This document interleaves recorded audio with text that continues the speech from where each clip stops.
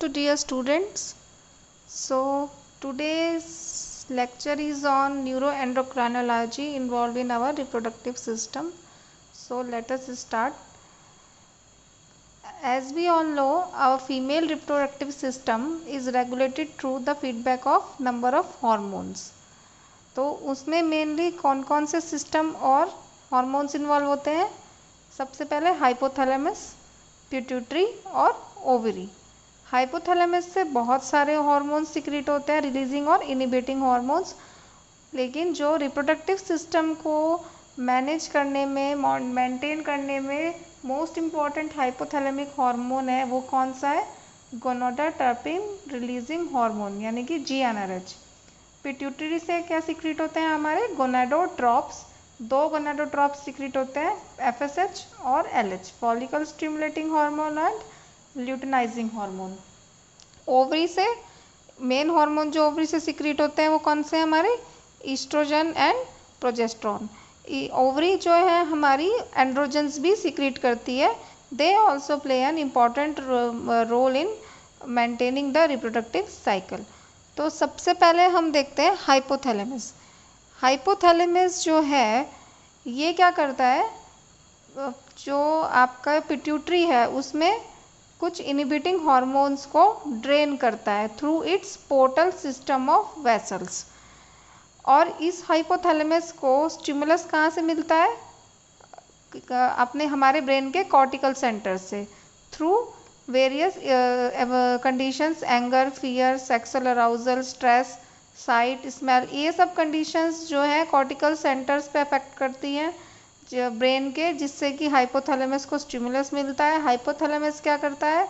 अपनी portal system of vessels से pituitary में कुछ हार्मोन्स को रिलीज करता है। तो रिलीज करता है, ड्रेन करता है। वो हार्मोन कौन कौन से हैं हमारे?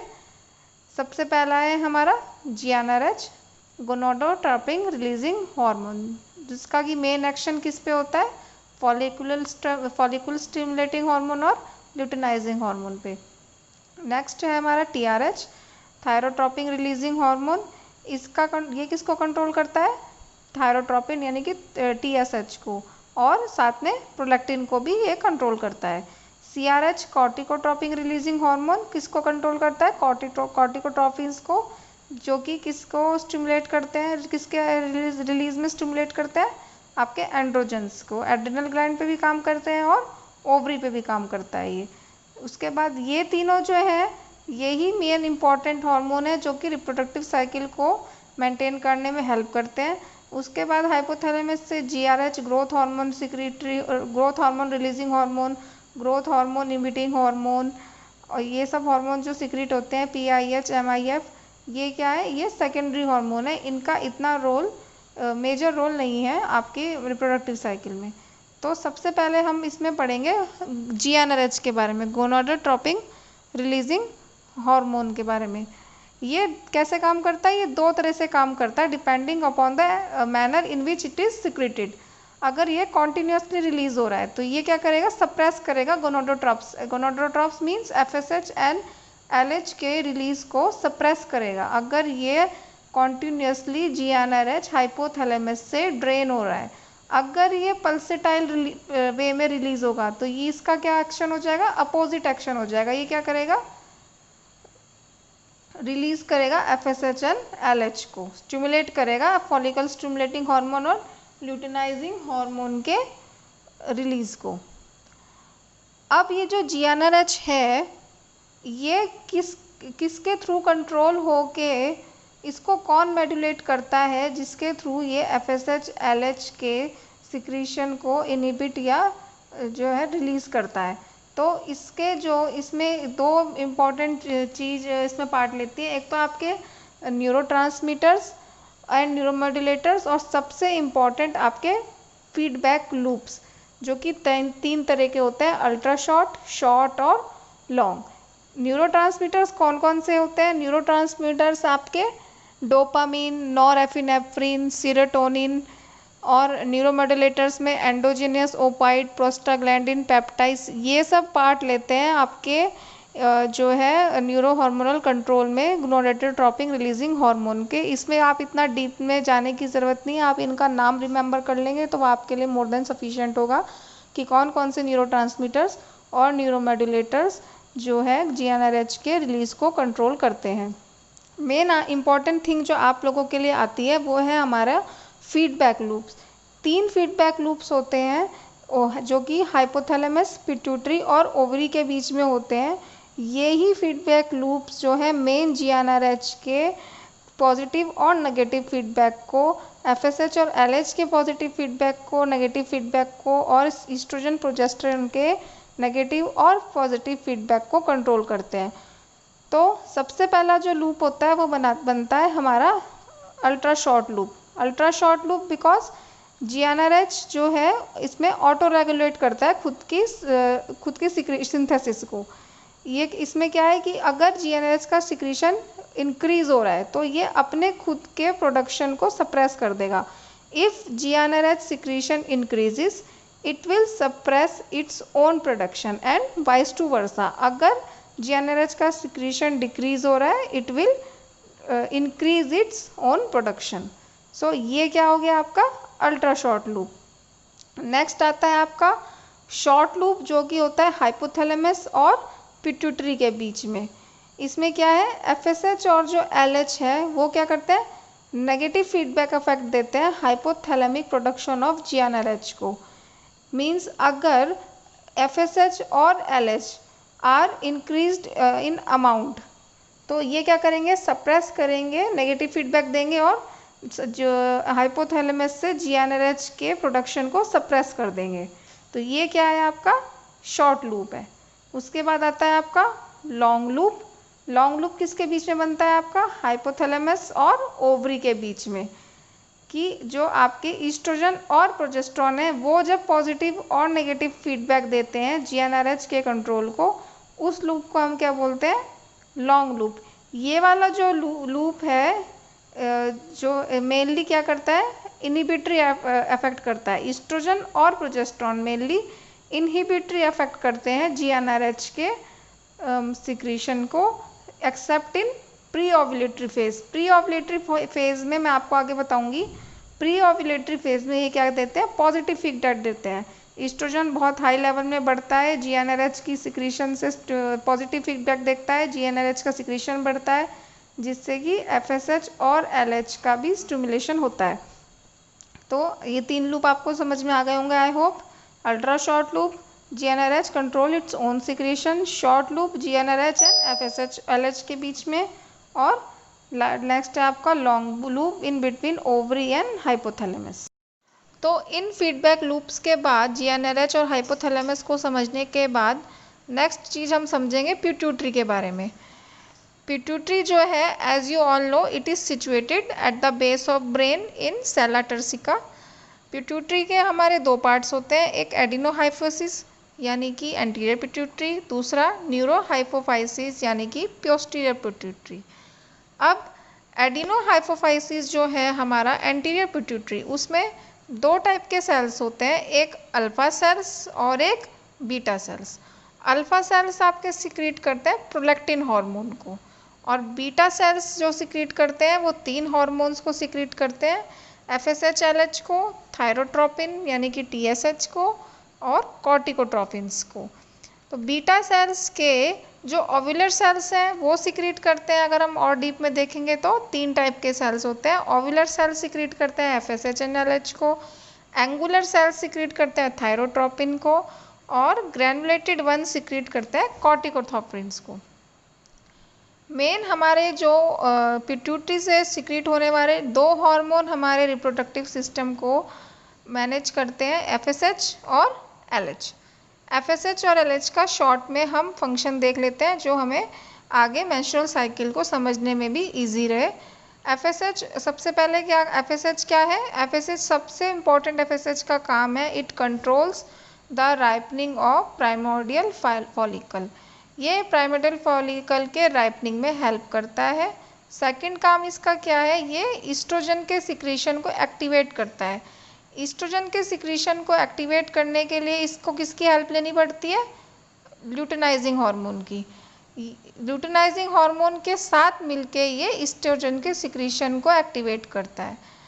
अब इसके बारे में और डिटेल देखेंगे तो ये मेंस्ट्रुएशन कब स्टार्ट होना सिक्रीट होना स्टार्ट होता है, ब्लीडिंग फेज के जैसे ही ब्लीडिंग फेज ख़त्म होने लगता है इन 3rd to 4th day of cycle FSH जो है सिक्रीट होना स्टार्ट होता है और इसकी पीक एक्टिविटी रीच करती है हमारे 12th day of cycle just before ovulation को।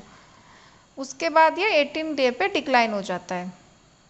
इस पॉइंट की क्लिनिकल इम्पोर्टेंस मैं आपको तब बताऊंगी जब मैं आपको एंडोक्राइन साइकिल ऑफ मेंस्ट्रुएशन बताऊंगी कि किस फेज़ में कौन सा हार्मोन कैसे हमारी मेंस्ट्रुअल साइकिल को रेगुलेट करता है।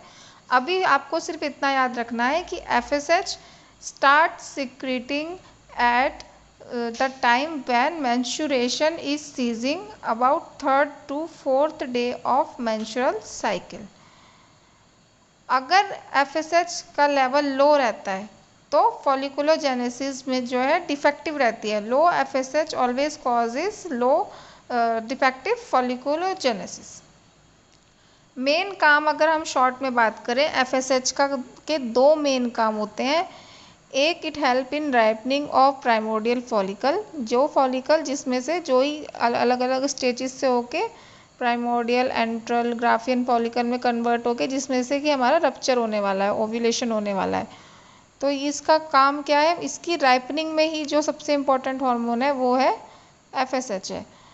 और दूसरा ये क्या करता है FSH बहुत इम्पॉर्टेंट है, मैंने आपको पहले भी बताया है। ईस्ट्रोजन के लेवल को ये प्री ओव्यूलेटरी फेज़ में ये इंक्रीज़ करता है ईस्ट्रोजन को। ईस्ट्रोजन जो है पॉजिटिव फीडबैक देता है आपके GnRH को। GnRH से जैसे ही स्टिमुलेशन मिलता है हमारा क्या होता है, LH सर्ज होता है और LH सर्ज होने से क्या होता है, ओव्यूलेशन होता है। तो it's a cycle of combined cycle of both the hormone FSH और LH। FSH और LH कभी भी इंडिपेंडेंटली काम नहीं करते हैं। साइकिल्स के मेंस्ट्रुअल साइकिल के अलग अलग फेज़ में दोनों ही रहते हैं। किसी फेज़ में FSH प्रीडोमिनेंटली काम करता है और नेक्स्ट फेज़ में LH प्रीडोमिनेंटली काम करता है, लेकिन एब्सेंस जो अगर होगी तो दोनों में से कोई भी काम नहीं करेगा। उसके बाद हम देखते हैं LH ल्यूटिनाइजिंग हार्मोन का क्या फंक्शन है। इसका सबसे इम्पॉर्टेंट फंक्शन है कि जो प्राइमोर्डियल फॉलिकल जो राइपनिंग में FSH ने जिसके काम किया है ये क्या करता है, उसको मैच्योर करके ग्राफियल फॉलिकल में अगर कोई कन्वर्ट करता है तो वो कौन सा हार्मोन है, ल्यूटिनाइजिंग हार्मोन। दूसरा मोस्ट इम्पॉर्टेंट काम ल्यूटिनाइजिंग हार्मोन का है ओव्यूलेशन करवाना।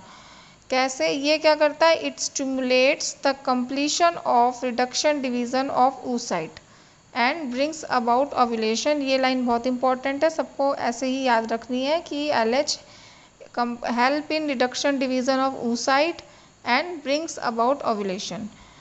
ओव्यूलेशन के बाद भी LH काम करता है। पहला काम हो गया इसका ग्राफियन फॉलिकल को मैच्योर करना, दूसरा काम ये करता है ओव्यूलेशन में हेल्प करता है, तीसरा काम ये ओव्यूलेशन के बाद भी करता है, ये प्रोजेस्टेरोन हॉर्मोन्स के सिक्रीशन को इनिशिएट करता है। ठीक है, तो 3 काम हो गए हमारे ल्यूटिनाइजिंग हार्मोन के। अब हम थोड़ा सा प्रोलैक्टिन के बारे में भी जान लेते हैं जो कि अल्फा सेल से सिक्रीट होता है। प्रोलैक्टिन का काम क्या है, as you all know prolactin is a help in lactation, it prepares the mammary glands for lactation. ये काम प्रोलैक्टिन का हमारा आफ्टर प्रेगनेंसी के टाइम का है। Mainly reproductive cycle menstrual cycle में प्रोलैक्टिन का क्या काम है, अगर प्रोलैक्टिन अपने अमाउंट से एक्सेस में हो जाए तो ये क्या करता है, इट इनहिबिट्स GnRH सिक्रीशन, और GnRH सप्रेस होगा तो गोनोडोट्रोप्स यानी कि FSH और LH के सप्रेस को भी ये सप्रेस करता है। थोड़ा सा अब हम जानेंगे थायराइड स्टिमुलेटिंग हार्मोन का कि थायराइड स्टिमुलेटिंग हार्मोन कैसे मेंस्ट्रुअल साइकिल पे अफेक्ट करता है। तो सबसे पहले जो थायराइड स्टिमुलेटिंग हार्मोन है ये जो हमारा फॉलिकुलर स्टिमुलेटिंग हार्मोन्स के इनिशिएशन से एस्ट्रोजन सिक्रीट हो रहा है उसके पेरिफेरल मेटाबॉलिज्म को हैम्पर करता है, ऑल्टर करके हमारी मेंस्ट्रुअल साइकिल को में चेंजेस लेके आता है। तो TSH किस पे काम करता है? On the metabolism of oestrogen.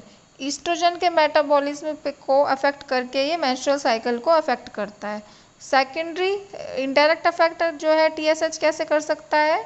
Coagulation factors को ऑल्टर करके। ये लीवर से ऑल्टर्ड प्रोडक्शन कर देता है, प्रोडक्शन में अल्ट्रेशन कर देता है किसके? कोगुलेशन फैक्टर से, जिससे कि हमारे क्या पेशेंट को मेनोरेजिया भी हो सकते हैं। तो अगर किसी पेशेंट को हाइपोथायरॉयडिज्म है, TSH उसका बढ़ा हुआ है, तो उस पेशेंट को जो है मेनोरेजिया भी हो सकता है और स्कैंटीमेंसिस भी हो सकता है, ओलाइगो भी हो सकता है। कैसे?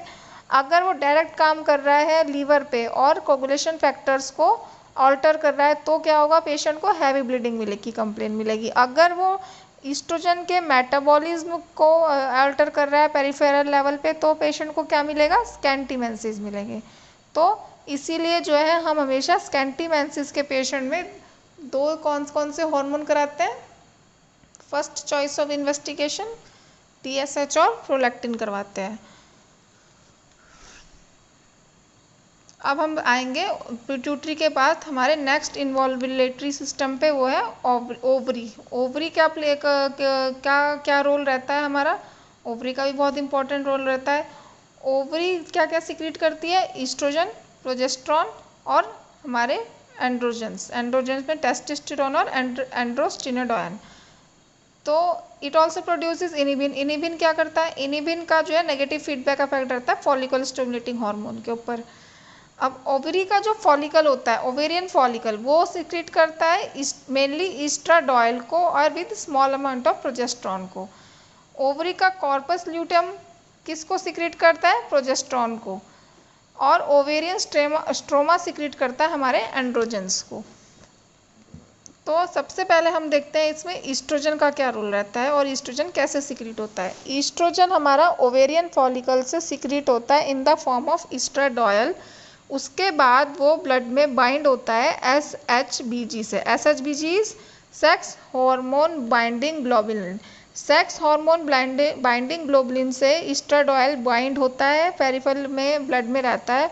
उसके बाद जैसे ही वो लीवर में जाता है तो ये बाउंडेशन उनका टूट जाता है, ये इनएक्टिवेट हो जाता है और लीवर इसको 3 फॉर्म में एक्सक्रीट करता है, ईस्ट्रॉन, ईस्ट्राडॉयल और ईस्ट्रायल में।